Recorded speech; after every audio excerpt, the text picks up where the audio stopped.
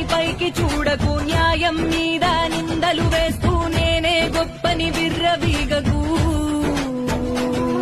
ఓ పరమేశ్వరుని మూడు కన్నే అన్ని చూస్తుంది, శిక్షలు వేస్తుంది, తప్పించుకోలేవులే. నమః శివాయ, నమః శివాయ, ఓం నమః